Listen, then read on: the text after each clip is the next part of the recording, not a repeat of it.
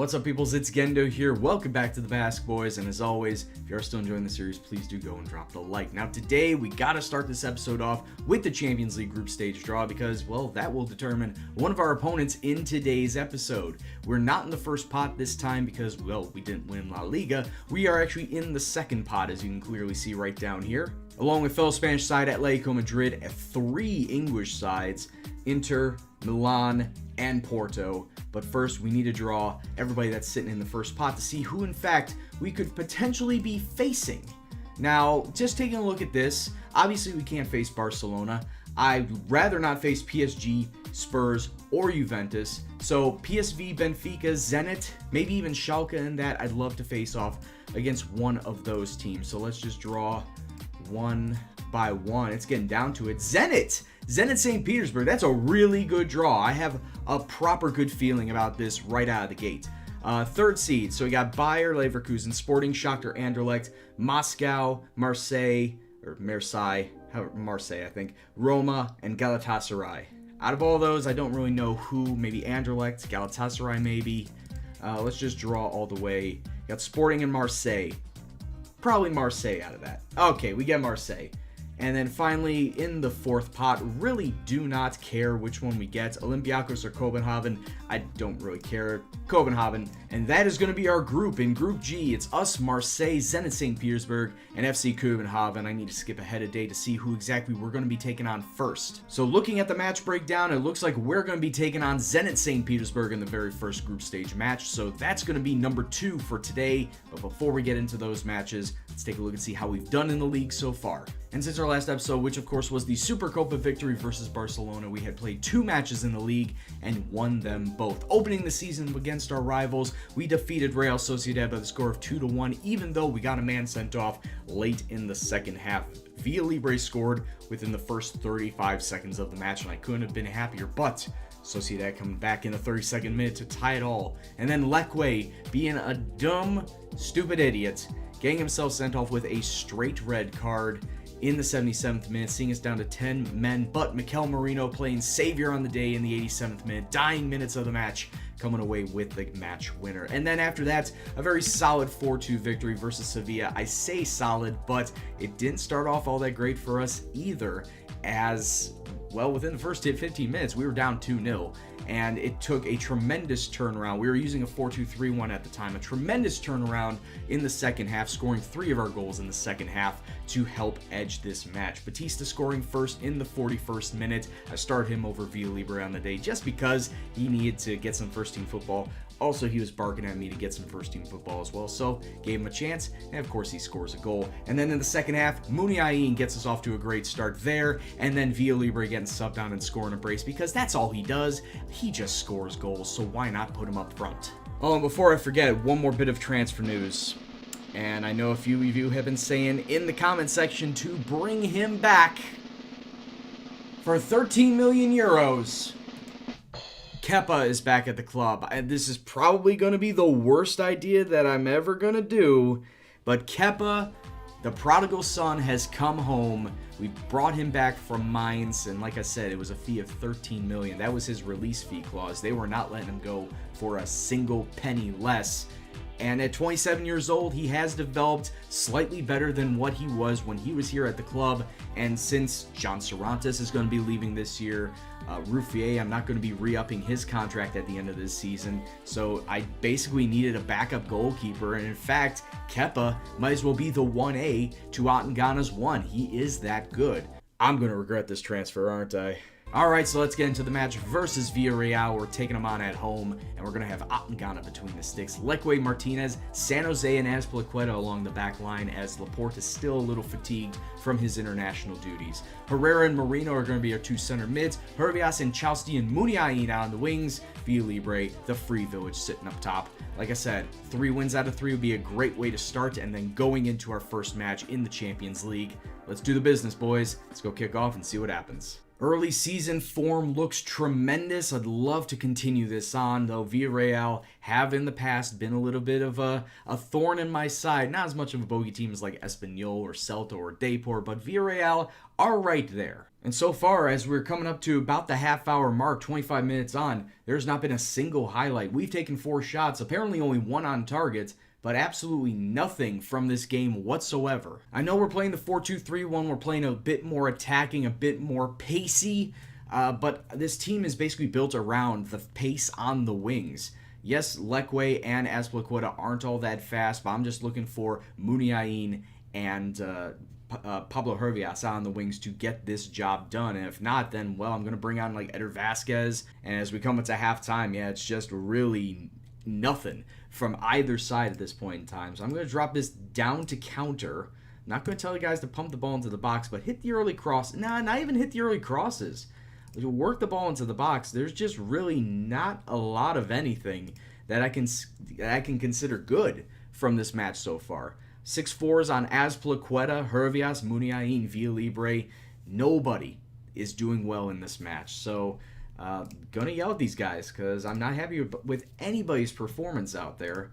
And if we want to sink this yellow submarine, as Villarreal are called, we need to play better. 19 minutes left to go in this match. I made 2 subs, and Villarreal have gone back to a 4-1-4-1. They're just trying to mitigate the damage that we're trying to cause, and it looks like they're doing extremely well with it. Which is very, very unfortunate if we do, in fact, come away with a draw in this match. It looks like Villarreal, just based off of the stats, they really came on in the second half and became the better team in the second half. But I guess you could say it was mostly because they were holding up on the defense, on the defensive side, and they're just playing not to lose this match. And that's exactly what they did. They didn't lose. They didn't win either. It's a 0-0 draw, a very boring 0-0 draw. Oh, boys. I did not want to see this from anybody on this day. Against Villarreal, this is not the type of performance I would have liked to have seen. Yes, we stay undefeated, but ooh, we could have done so much better today.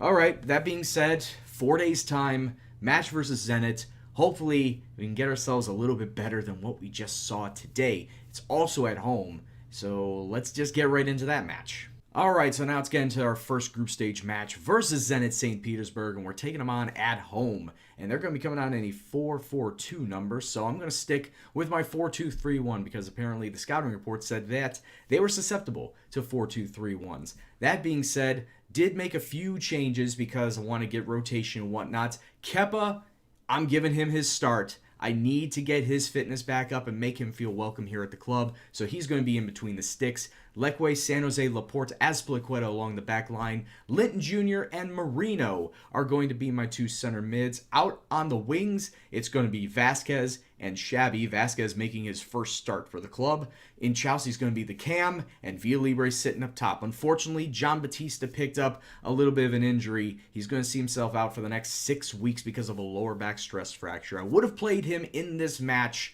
but because of his injury, Villalibre is going to have to be used going forward. So that's going to be the lineup today. Yes, there's not a lot of conditioning and match sharpness that's all that perfect. So hopefully we can get by with our wits and our talent. So let's go kick off and let's start this group on the right note. Playing at home for this very first match is very beneficial for us because we don't afford the tiredness of traveling to a different country, flying long distance. That's definitely going to hurt Zenit St. Petersburg, I feel. And plus, we've already used this tactic in the last match. I feel that more gelling is necessary by continuing to use this tactic going forward. And most of the same players that are going to be using it as well. Anyway, 13 minutes on, Vasquez into Villalibre. Great cross matchup, and one that I hope that we can see for a long time coming if Muniain moves on to some other team. Vasquez to Villalibre. It's 1-0 to the club.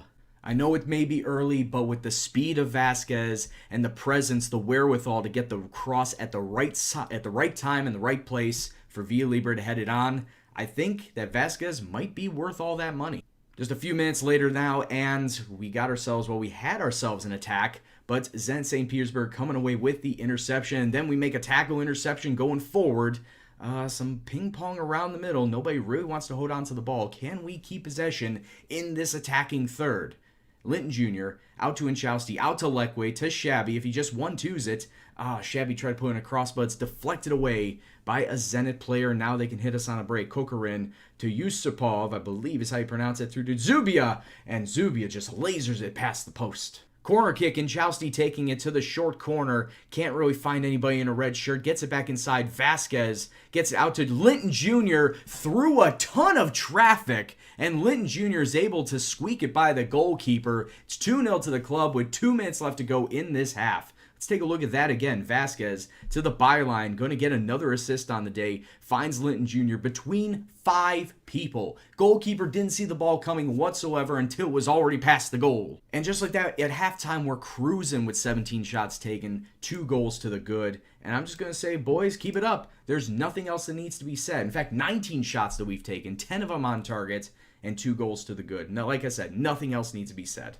62 minutes gone now. Ball back into the Zenit St. Petersburg half. On the attack, Linton to Inchausti. Tries to find some space. Cutting inside. Doesn't have a lot of help. He does pass it out to Shabby, who is onside. To Eder Vasquez. Oh, I thought he was onside. I guess the ref saw that he was just a hair over.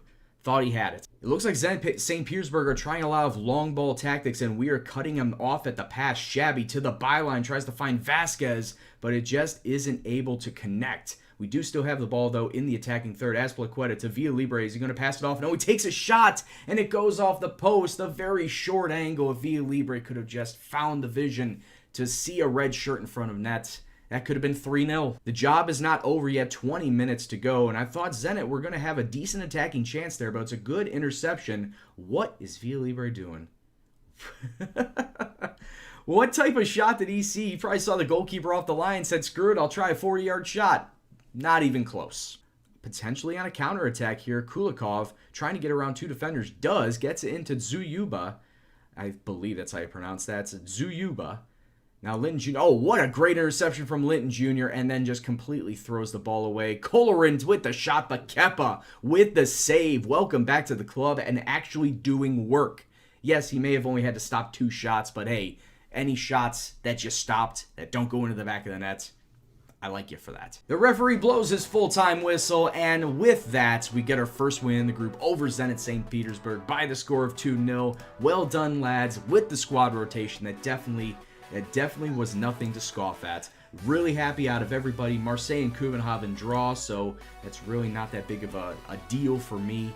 But anyway, let's take a look and see when we'll be coming back for the next episode. And I feel that Real Madrid is going to be on that list. Real Madrid, Copenhagen in the 3rd group stage match. So yes, we are in fact going to be passing over Marseille. Don't worry, we'll get to them next time. But next episode, Real Madrid and Copenhagen. So that'll do it for this episode, guys. I hope you enjoyed it, and if you did, please go and hit that like button, share, subscribe, and all that fun stuff. And if you want to leave a comment on this episode, or as a series as a whole, please leave in the comment box below, and I do appreciate every single comment that you put down, guys. But anyway, this is Gendo, and I'll see you next time. Take care, and peace out.